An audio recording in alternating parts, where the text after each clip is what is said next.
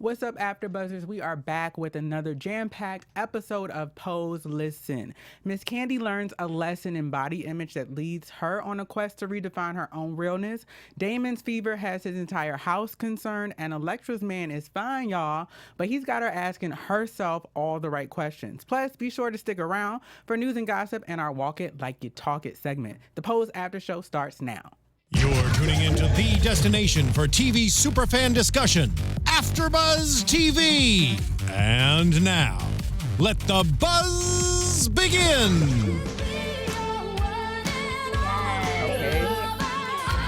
Quick little snap is always fun. Right? A little ride. It's like a cookout song, you know? Yeah.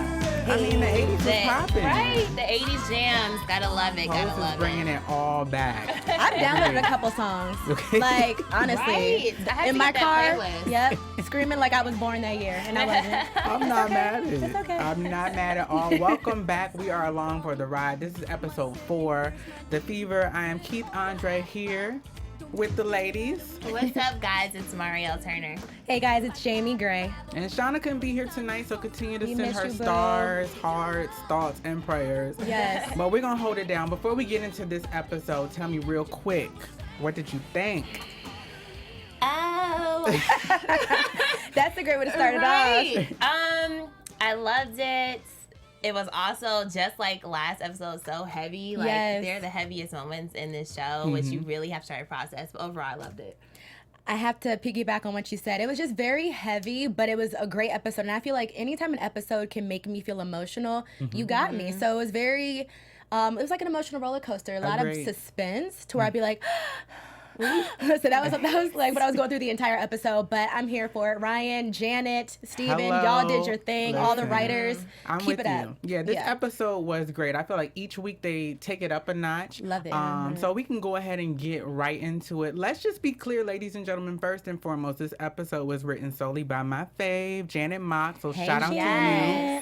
Salute to her pen game, because it was all over the episode. You know, having followed her and read her books, I really identified with things that she's talked about, the education pieces, and just she did a really good job kind of structuring it, and the cast really lent themselves to it as well. So right off the bat, we come in, we'll talk about Candy, right? So we start with the ball scene.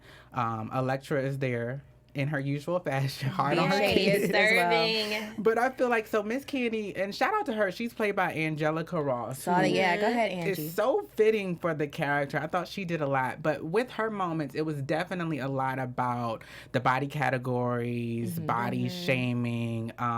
So we get to see her walk in the first category, and her scores is like 6s across the board. That was so messed up. I wasn't even expecting the 6s because she is a beautiful girl. And, you know, just to add to that, I'm really happy that they're giving her more attention this episode, because I wasn't sure if they were going to do that. They kind of seemed like side characters. But now I'm getting really excited because I wasn't even sure if they were going to do that with Pray Tell last episode. So they did a great job, and I was happy to see her story. Just, you know, we'll get into that. But I was disappointed at some points too. Yeah, I was happy to see her kind of fleshed out, like you said. And I mean, it may be kind of harsh, but I also kind of feel like that's the ballroom culture. So her getting those 6s, I mean, it wouldn't be ballroom if they didn't give her the, you know, gotta be real. Right. Gotta be real. Right. So there were a lot of moments there, and even one of the things that I really liked about her off the bat, before we got into like really getting to know her and kind of her identity and her struggles, were just the confidence that she exhibited. I mean, to go out there and to know, first of all, Pray Tell is reading you live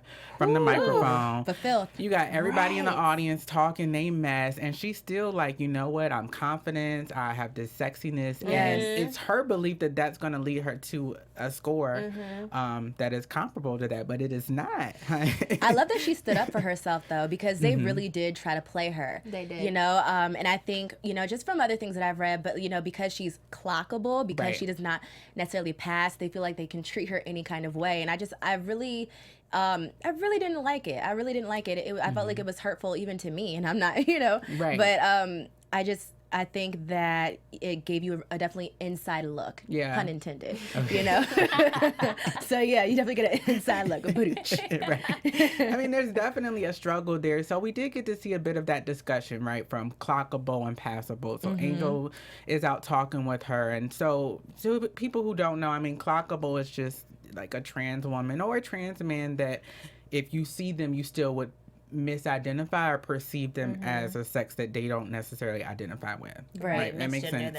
And then passable, of course, are those trans people who don't lead any question mark. You see them and they identify, or you identify them with the sex that they identify themselves like with. Angel. Right. So Angel goes out, you know, she tries to befriend homegirl.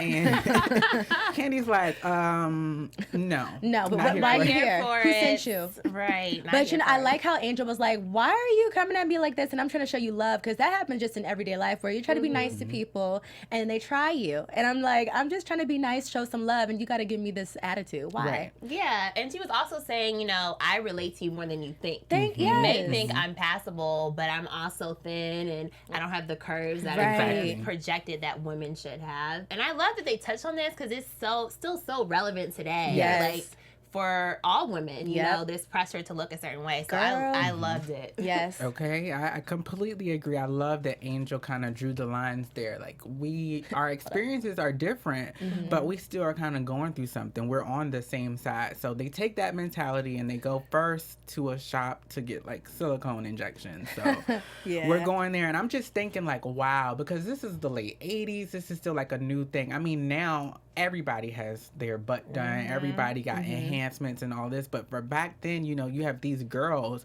who still showed a level of concern, you know, with the process or the effect of it. But there's something in them, and there's something in all of the characters where they just have this relentless will to live in the way that them see themselves that will overshadow, you know, making maybe bad decisions. It's like the want was greater than the need. You know, where they're just like, I don't care that I don't need it. I want it, and okay, we'll think about everything else later. You know, like they just act first, think later. And I think for me it was kind of sad just to see that, you know, they want these procedures they can't really afford. So they're going into situations that are kind of dangerous. Yeah, very dangerous. With Candy passing out later and getting sick. So it just kind of made me sad to see that the pressures of, you know, society really force people into these kind of situations. Yeah, you really get to see kind of what people go through to make decisions over their lives. I mean, in this instance, of course, we're talking about a community and their trans experience. So we also hear Candy talk about how she has this need. She says, I need to be real. She's such a likable character. She's so funny. But that mentality comes from her house mother. I mean, who was reading her the entire time as well. Like, you can't just walk in anything. Like, this is not what you give, sis. This isn't going to work. But she's going to refute that. And so much so to where we see, so later they go back, go somewhere else. And at this point, I mean, she's tried, she's got all the confidence, but if everybody else isn't giving you what you need, then she makes a decision that she's gonna I hate get these that. injections. I hate the fact that she even has to go through that, because every single person, whether you're a man or a woman, you look in the mirror and you want to like what you see. And we see that with so many characters where they're looking in the mirror. In fact, we saw a lot of scenes like that. Where they're just looking in the mirror, and I think everybody can relate to that, where it be any little thing that you don't like. But especially, you know, just going back to the silicone, you guys, and then just even bringing it to today, there are plenty of people that you see online who are trying to get those procedures reversed. So, you know, you see how fresh it was back then, and also how the taboo of HIV was so fresh back then too. So you see where it led up to now. So you can't jump into every little trend just because it's the hot trend at the moment. Exactly. And they also shed light on the need to kind of educate yourself and do your research. You know, they were talking with somebody, and she's just saying, I mean, do you want to go there where it's cheap and you can't breathe in, or do you want to pay to kind of have what's considered at this time like high quality work? So Candy is just completely relentless, like I said, in her kind of need, her will to be real and to win this category. So they go see Miss Orlando, child.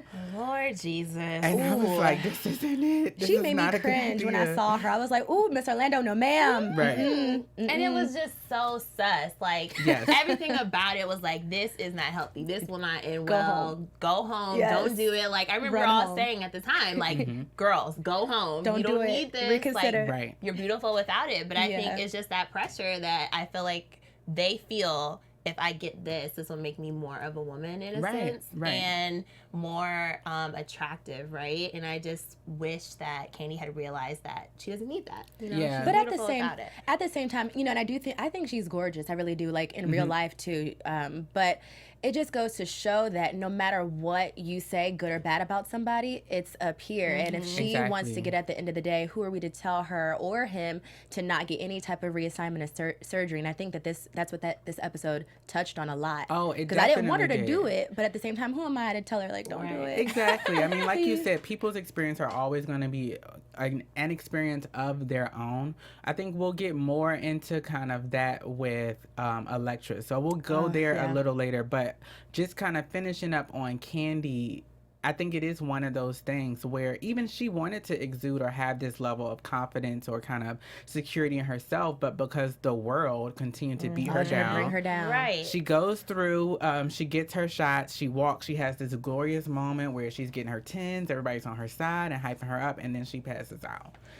I was hoping that, you know, from not 10s to be funny, across the board to the emergency room. Right. I was hoping that when she was going to fan out, that she would like just fan out gracefully with the leg out, just give me a quick Vogue out, you know. But she didn't do that, you know. She didn't have the energy to sustain. But I was hoping for that. It's getting hot in here. It's getting hot in here. I'm glad that she just didn't. It wasn't anything worse than that, right? Because you've heard stories of people losing their limbs and all of this crazy stuff from getting these silicone injections. So I'm happy she just had a fever and she was chilling afterwards. Yeah, and that's still at this point. I mean, it's still early on, so we see she recovers from her fever. She's got the silicone in, and she's looking at, you know, how it's kind of messing her body up and all that. So I don't know. Hopefully things continue to go well for her.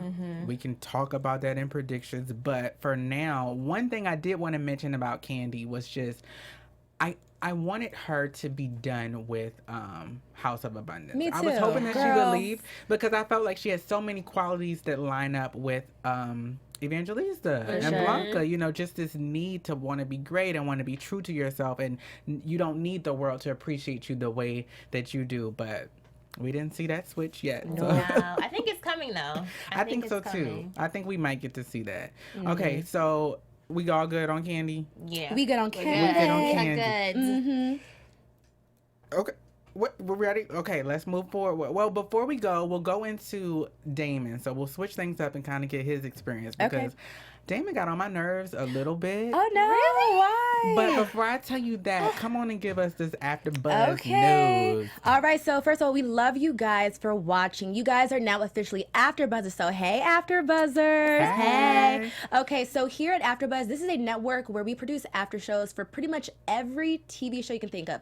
Probably some of your favorites. Okay, so this is from drama, sci-fi, reality TV, challenge shows. We got it all, literally. So make sure you search those when you guys are looking for your favorite TV shows so you can react and review with us. So for instance, we cater to exactly what you need. So if you want to subscribe, then you actually get recommended similar videos. Yes. Ain't that great? All right. So it's going to suggest other channels that you can subscribe to. Again, we have AfterBuzz Animation, we have AfterBuzz Drama, AfterBuzz Reality TV. Like I said, we have it all. All you need to do is subscribe. Of course, like the video, leave a comment. Let us know what you like. Let us know what you didn't like, okay? We love it all. We love the feedback. And of course, we will respond to you guys to keep the conversation going, okay? So if you're wondering what kind of shows do we have for instance, we have The Challenge, we have The Bold Type, The Affair, Love Is, which I heard is really, really good, guys. Amazing. Queen of the South, which is great. Claws, which I'm on as well, okay? 13 Reasons Why, Queen Sugar. Like I said, we have it all, and all you need to do is subscribe, that we can keep the conversation going. So we hope to see you guys on all of our other platforms. That's it. Thank you. Of course. All right, now getting right back into Damon. Yes. So before I talk about what I dislike, let's kind of talk about, so we see Damon, he's back in dance class, he's doing well. Right. Then, you know, he's sick. So he has this fever that won't break. And of course, when everybody hears a fever, they're like super duper spidey senses. We're all alarmed. Like, what does this mean? Right? Not Damon. It's like, Stay away from me. Back up. It's so scary. So from that, you know, we get get to see him and Blanca, which is always a good time. And she's asking him these personal questions like, okay, what about sex? Did you use a condom? And he's so naive, which I can appreciate in a sense, because a lot of the time you kind of go through and it's at the back of your head. You know who's thinking about getting an STD or HIV while they're having sex? No, you're just not. You're just not. But so go ahead. Tell me a little bit about kind of you guys' experience of Damon tonight. You know what? I think the thing that frustrated me is that they had that conversation after they were having sex. And I feel like because Blanca sat him down a few episodes ago and was like, here's what happens, here's what you need to know, here's all the information, he probably should have asked Ricky beforehand, like, hey, what's your status? What's going on? But then again, he's only 17, so I'll give him a break. Right? I don't know. So, okay, I know we like to put age in it, so I get it. Like, okay, he's young, but I was disappointed too. I'm like, Damon, why didn't you ask these things? But again, you're not really necessarily going to always think about that right off the forefront. But I was disappointed because Blanca has sat you down. You didn't have this conversation before. Now you have the luxury of talking about it. And I was just really disappointed that that he just didn't take the precaution to just go forward, like to ask those questions, especially seeing Ricky with this girl and talk about how he's drinking and being with everybody, and Poppy saying that he's a hit it and quit it. So you're just letting all this go through one ear and out the other. You finally have a family where you can talk to people about things that you can never do. So in my head, if I was 17 and I have people who are just like me, you know, same age, they go through the same things, I feel like I'd be more comfortable to talk about it, not be uncomfortable talking to Blanca about it. So that was just I was a little shocked. I can take that. So for me, I wasn't disappointed at that. I felt that, you know, this is a natural part of the experience, and kind of going through life, you have sex, you learn things, you kind of have to go through it, and then maybe you're more comfortable in talking about it. So I definitely give him a break for not being as comfortable. This is the first time having like a real conversation about your experience. It is super personal. So I didn't have any issue with that, but mine came on the back end. I felt like, okay, if you notice that you didn't talk about it beforehand, of course come and address it, but I didn't appreciate, or I didn't think that it's fair of him to kind of put all the weight on Ricky, right? Like now, because I have these symptoms and these fevers, and now I'm thinking that it could be something, I'm gonna come to you like super disrespectful, like you don't know. It's a two-way street. Right. It is. It's just not always fair. It's natural to do that. I could tell y'all some stories, but then you come back and you looking like Boo Boo the Fool. Like, what are you doing? So he got to learn. He does. He does. He just has to learn. Like, he's so young. The good thing is, out of his experience, so his fever breaks 6 days later, Blanca tells Pray Tell, you know what? Everybody's getting tested. Everybody's gonna go together. You getting tested. I love that though. I did too. You saw all these people of color, men, going to get tested together. Okay, so if y'all are watching, let's go get tested. Anybody, come on. Right. We healthy. we can go. I really appreciate it. Like you said, a bunch of men. It lended itself to that house experience, and it's just an uncomfortable thing. No matter how many times you get tested, how safe you've been, you're always going to have this fear. I've been tested with my friends before and super scared. And let me tell y'all, I'm scared to death of needles. Nowadays, you know, it's that little prick. But if you go, you will hear me scream. I don't care. Don't look. It don't matter. Don't breathe. I'm going to scream. I'll be warning the doctor, like, really? I'm going to tell you right now, I'm going to scream, but it's okay. But you're always, you know, we get our results a lot sooner now, but those 2 minutes or however long, it's just like, okay, God, do I, and you know, like, oh, I've been safe, or maybe I'm abstinent, but it's just always going to be a fear that comes with taking a test. So I thought it was brilliant to have them all do it together, and even the conversation they had leading up to it, you know, at the table, like, oh, it'll be good, and all of that. They love their pancake place and diner. They love IHOP or IHOB, and they love that diner place. And I'm like, y'all are always there. But I thought it was cute how we brought them there. Like, so guess what? We're all gonna go get tested. Right. And I think that was really cute how he did it. It was like he was like a father figure, you know, taking the boys. And then like seeing the men do it, I think was amazing, right? Because you know, men are supposed to not be able to reach out to one another, not be able to talk about their feelings, all of these things. So I love that. Yeah, and it also, so it went to show still another kind of thread of this being an educating episode. So they all go and get tested, and another highlight of the show is, I think, as you're watching, you bring yourself with this expectation. All right, somebody's going to have it. Who is it going to be? And so you're plotting and you have this suspense. And so we see one by one, like Damon comes out negative. No, it was too much. Poppy comes out negative. Ricky comes out negative. I'm like, yes. It was too much. And then we're faced with the harsh reality. So Pray Tell is HIV positive. Wow. Salute to Billy Porter, who did an amazing job with his monologue, receiving that information. And even when he went and had his conversation with Blanca, MJ Rodriguez, who shined tonight as well. But how did you guys feel having to deal?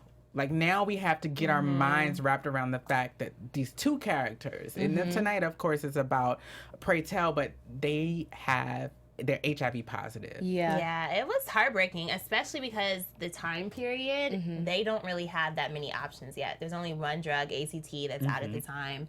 It's not really helping people survive. And then, as Pray Tell brought up, you know, he's seen so many people in the hospital not being taken care of, not getting their lunches.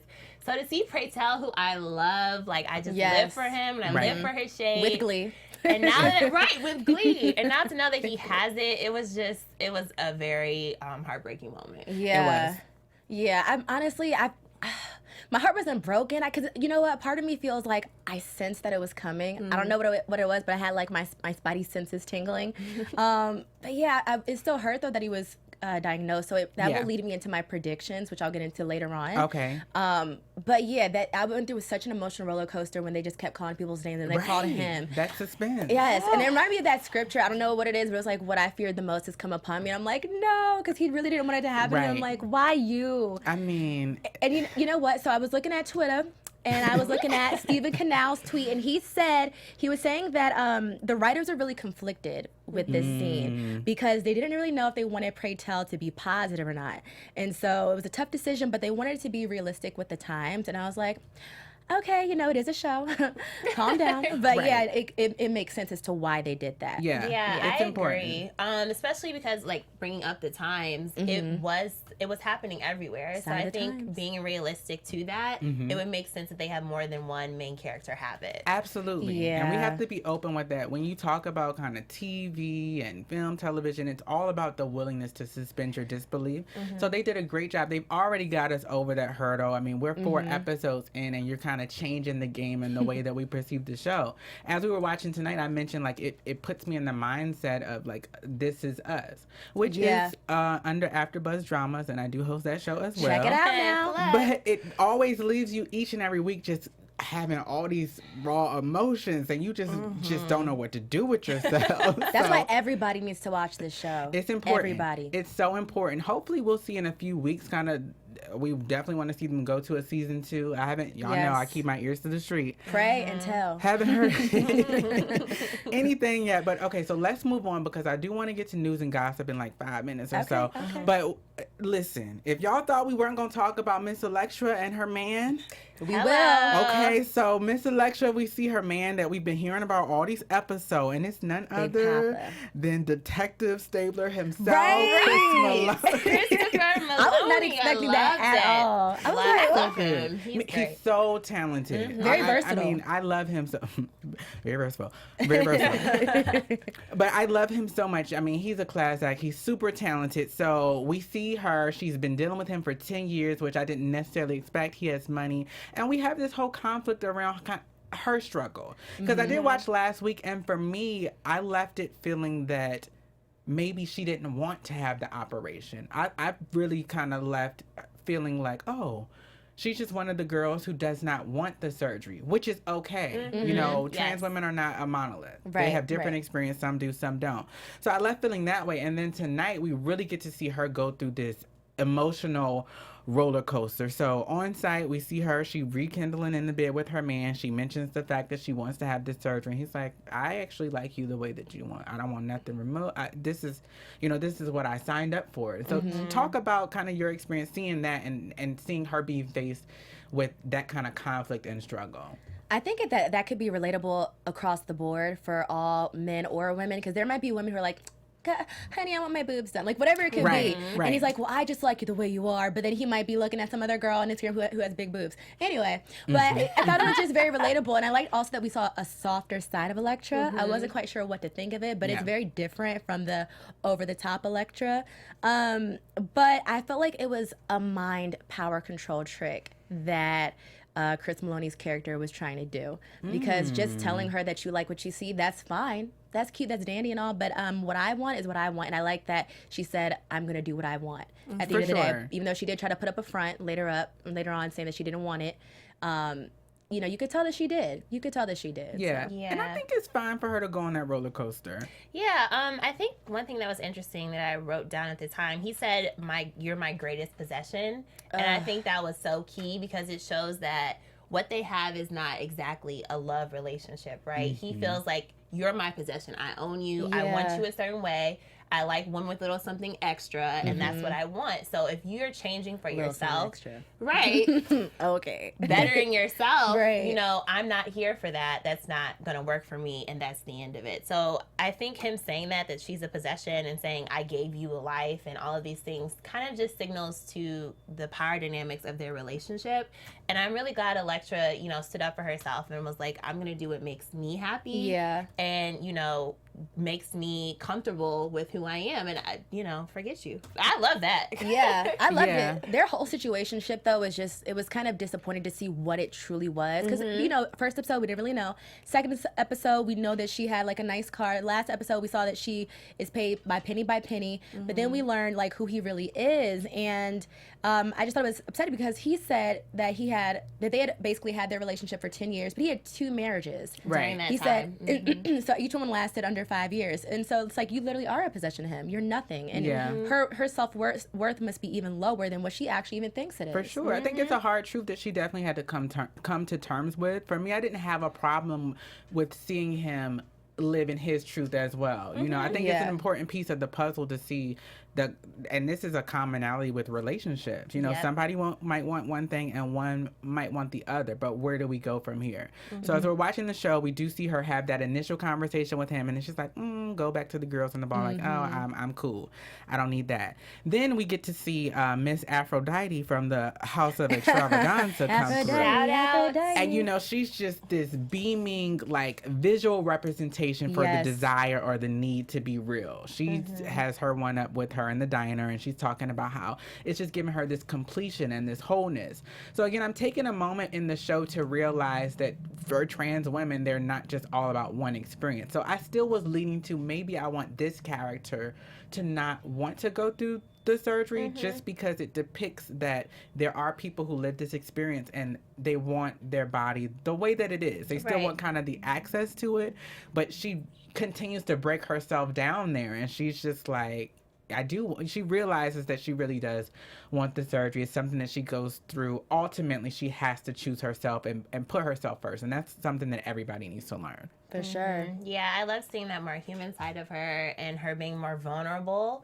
to the mother of the House of Extravaganza, and shout out to that house because it's a real house. I was shocked to see that. Were y'all shocked to see that? Like, no, well, I knew I thought it was a nice little from like Paris is Burning. It was a nice reference, but I was shocked to see that in the show. You know? Doing a little research, I did see that they had some folks who are still around from Paris and Burning. Paris is Burning help out with the show. Awesome. So I didn't know that it was going to happen, but I love that they're kind of threading that culture through. For yeah, sure. definitely. And I think, you know, you have to live in your truth. You have to do what makes you happy, and I think Electra deserves that. She does. And she can take this next step without without a man who needs them. Right. Get another one. We all do this at some point in our lives, you know. You ain't lying. But like, you know what? In Paris is Burning, they did also mention that, I forget the character's name, but he was sitting on the little couch, and he was saying how, you know, for some trans women, you know, the whole sex change is a bit too much. Do you guys remember that scene? Right. Yes. Where some were like, I am a woman, I'm free, and they were singing in the beach. I thought that was a great scene. So, but I thought that was amazing. I think just putting that in here, it all makes sense. It does. It comes full circle. And it's understandable, right? Because again, this is a period piece, so we have to kind of remember that I'm in the late 80s for a trans woman to kind of go through and to take these chances and these risks.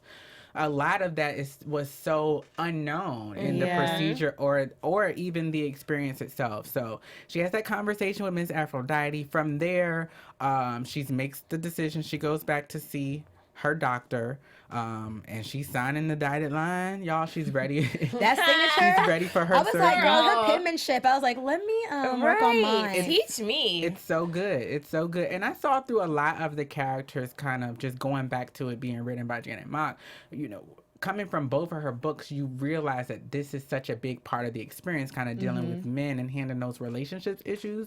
We still have a few minutes before we can move into news and gossip. So I want to touch on Stan and Angel, because Angel's another person who kind of this whole dosage of insecurity was in her storyline, in her experience with Stan. I was like, why is she acting up? Why is she messing up a good thing? Acting. What's going on here? She was doing the most, but I also understand it in a sense because her emotions are involved, For right? sure. And he's married, and so because she's emotionally involved with him, she's comparing herself to his wife, and it's bringing up all these insecurities, and she's out here tripping, and I'm just like, girl, you don't have to deal with this. Calm down. And not she's even, beautiful. Cut him off. And it's not even solely just his experience with his wife, it's her experience as a woman, and kind of identifying what that means. Throughout the episode, we saw the whole body image and the body shaming categories that she wouldn't walk because she feels that she doesn't have the hips or she doesn't have the curves. I did appreciate the fact that they addressed head on. I mean, her addressing Stan's attraction to her. And wanting to be clear about that. And y'all, maybe later down the line, I'm going to talk more about Stan and just how I'm having... he just provides me with so much understanding, I feel. And even with addressing this issue, it's like we can't place... The men are not all bad. You know what I mean? Right. Because it's an experience that he's going through as well. It's an exploration for him. And so you can't solely hold him accountable for everything that you feel going through the experience of like your identity and what you need to look like and how you need to change yourself.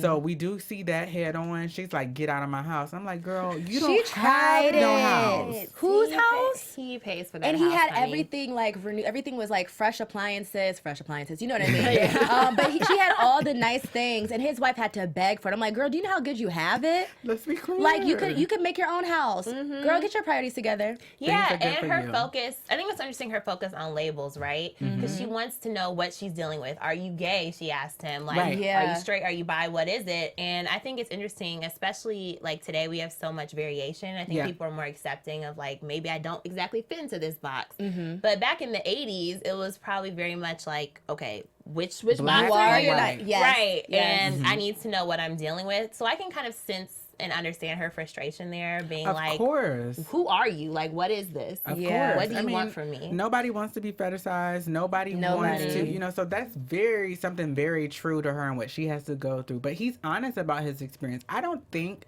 that that's his ambition. I don't think that she's a fetish to him, but he is conflicted in what he thinks and what he believes and what he experiences. So we get to see back in the day, he in the porn shop. Oh my he goodness, sees that he's attracted to this. I don't know what this is, but I know I'm attracted to it. And she's challenging it because I almost felt like she felt as if he should know exactly what he wants, right? You sought me out, you hunted me down, and now you're not ready to go when I'm ready to go. Right. It's an issue. And it's all still new for him. So she can't expect him to just be like, well, this is what I want. Here's a list. It's like he's still trying to figure himself out.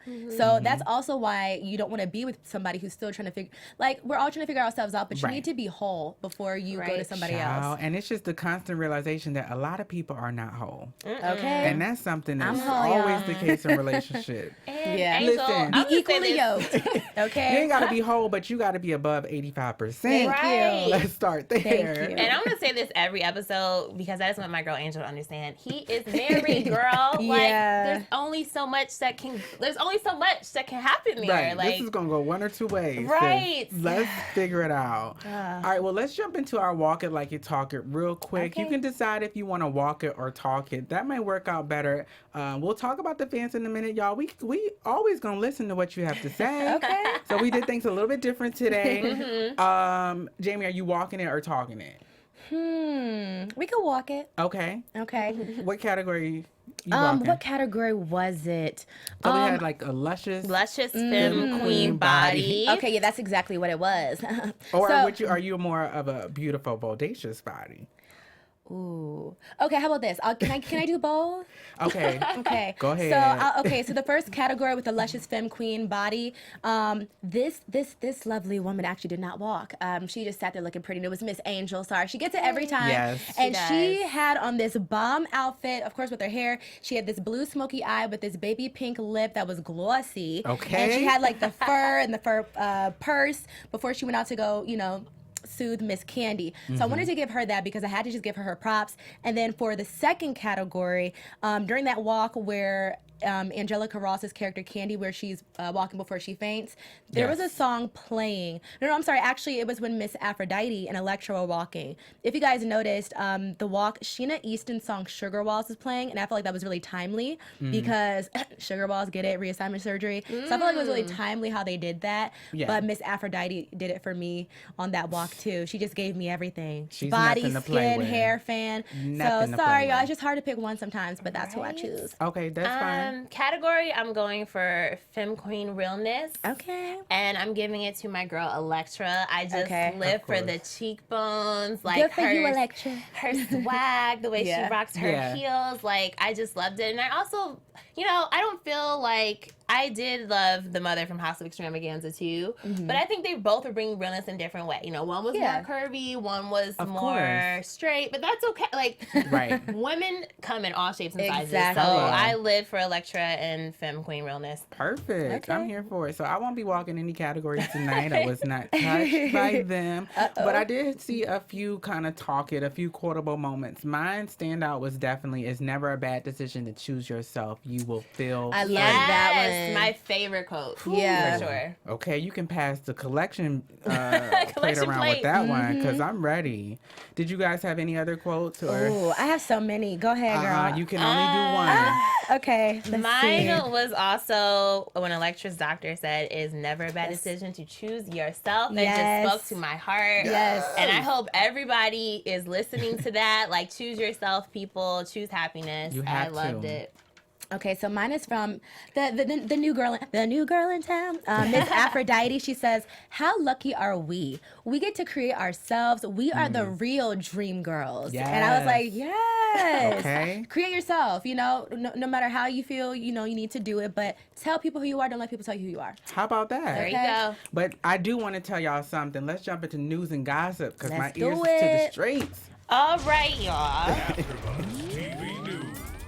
So we have a little bit of news that happened this week. Miss Janet Mock and all her fabulousness, as well as Dominique Jackson and MJ Rodriguez, who plays Blanca on the show, they presented Ryan Murphy with an honorary award at the VH1 Trailblazer Honors. And so the award was actually for Ryan's commitment to minority representation, which is amazing. If you don't know, Pose actually has the largest trans cast that's ever been seen on television. And so that's awesome. It was an amazing moment presenting him with that award. And shout out to Ryan for really, spearheading and making this happen. Yes. Absolutely. And then we also, speaking of Janet, we want to get into, she was actually named a Queero for 2018. Awesome. For all of her amazing work in being an advocate for trans women and giving trans women someone they can truly look up to, and kind of making the community more visible to people who may not know it, may not understand it.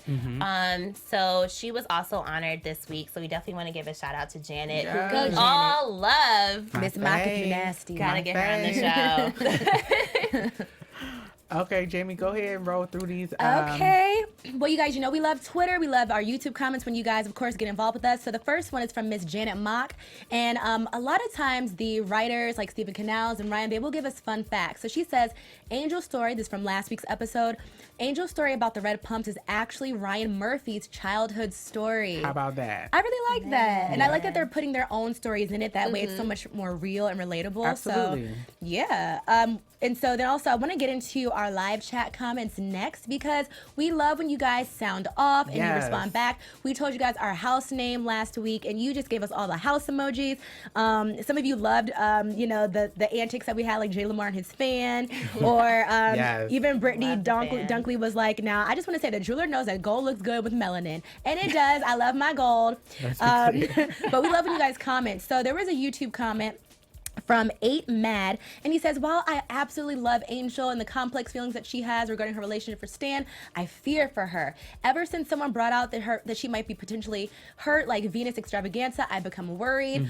Well, we're going to soothe your fears because Ryan Murphy, again, they're tweeting about these experiences. He says, "It's sad and upsetting that so many viewers think our characters will be hurt in some way, suffer violence and degradation. That is not our show and that is not our message." Pose effects. So I like that he stated that because, Ryan Murphy always kind of likes to go over the edge, like with the American Horror Story. So he's letting us know that Pose is not like that. A very different show. It's Pose. Okay.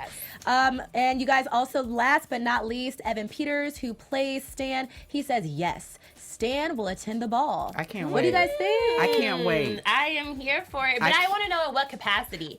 Like, is he coming to mess up Angel's groove? Because if so, he can stay home. Get out of my head. You took the words right out of my mouth. I was literally thinking, in what capacity are we going to see him at the ball? We still have some time left, so since we thinking, we might as well jump into predictions, please. I got so many. Ooh. Now, your AfterBuzz TV. I got about 4 or 5, but I'll give you like 1 or 2. We appreciate that. We appreciate it. Who wants to go first? I always want to go last because my mind be spinning. Do you hear me? Okay. I'm going to let you Okay, start us off, girl. Okay, so since we're going on, Stan he's going to go to a ball. We don't know which episode, but I know that in the preview for the next episode, we saw Matt, his boss, talking to his wife, being messy. So who knows? He might attend as well. I don't know. But another prediction is for Candy and Electra. I'm a little worried that they might have complications either with the injections or the surgery. Yes. I'm a little nervous about it, but we'll see what happens. And then last but not least, I don't know if Pray Tell's going to make it to season 2. Ooh. Oh, no, don't say that. Well, you better pray and tell Ryan and them to Hail Mary. Yeah. Right? To cut it out. But that's it for me. Ooh. Y'all agree? Let us know. Okay, predictions. I think that Stan's wife is going to end up confronting Angel in some capacity, or she's going to find out. Because we saw in the previews, there was that clip of them watching them kiss. So that is about to blow up. I don't know when, but I know it's going to happen. Getting into Electra, I actually think her and Candy are going to bond a little bit more, just because we saw like a little bit of that at the end of this episode, them kind of being able to relate in some way. So I think maybe that may kind of branch out. I don't know. Maybe that's just hopeful thinking because I feel like there's potential there. Pray Tell, I am hoping that he will make it to Keep season hope alive, 2. girl. I do think someone on the show is going to pass away from HIV/AIDS. Of course. Sure. But I just can't say that it's Pray Tell. I agree. Quite yet. Yeah. So for me, prediction-wise, so I definitely agree. Somebody may not make it. The beautiful thing about TV now is just because you don't make it, don't mean you won't make it to the next season. We may have our flashbacks. They will live on. Now, if I was writing this, then the character who wouldn't make it would have to be Blanca. Just because she's so impactful. She's all about her legacy. Like I said, I think if they are going to do that, then they would do it a way to where we still can experience her and to see her. But I just feel like there's so much to take away from the show if she's no longer present, right? She has so much to live and kind of give to her children that we can kind of walk away and have that experience. I think that Damon and Ricky, at some point, they need some friction. So maybe somebody gonna cheat or break up. I don't know, but they're gonna have to make a decision there. And then as far as Electra is concerned, I feel that either she may not go through with her surgery or there's gonna have to be some kind of complication. I think that she will come out of it and maybe not leave with everything that she thought she would have going into it. So That's interesting. I could kind of see that dynamic too. Because I don't know. It's like on the one hand, she really wants it. Yeah. But will that be the life-changing thing that she thinks it's going to be? Yeah. And will that be the solution? I know there's a bit different, but a lot of kind of research or people who talk about weight loss surgery and with people who are obese, they come out at realizing, like I said, I know it's a huge difference. I'm not kind of comparing them, but it just puts me in the mindset that you can get something and you may walk away realizing that this isn't the piece that makes me whole. So who knows? I'm looking forward to next week's episode. We definitely want to know what you guys think. So continue to give us your comments, give us your likes, give us your 5 stars on iTunes. Let me shout out really quickly. We have Molly Armstrong, Bryce Blackwell, Zenobia Ruiz, Legends Lady. We appreciate y'all for tuning in. You can check us out next week. Y'all know we'll be here Sunday night, 8 p.m. Join us in the live chat. Follow me on all social media at Keith_Andre. Follow Shauna at DShaunaO on Twitter. Hey, y'all, you can follow me at Mariel_Turner. Hey, guys, you can follow me on Twitter at It's Jaimi Gray or on IG at Jaimi Gray, Jaimi. Thank you. All right, keep the conversation going. We'll talk to you later. Doses, bye. From executive producers Maria Menounos, Keven Undergaro, Phil Svitek, and the entire AfterBuzz TV staff, we would like to thank you for listening to the AfterBuzz TV network. To watch or listen to other after shows and post comments or questions, be sure to visit AfterBuzzTV.com. I'm Sir Richard Wentworth, and this has been a presentation of AfterBuzz TV. Buzz you later. The views expressed herein are those of the hosts only and do not necessarily reflect the views of AfterBuzz TV or its owners or principals.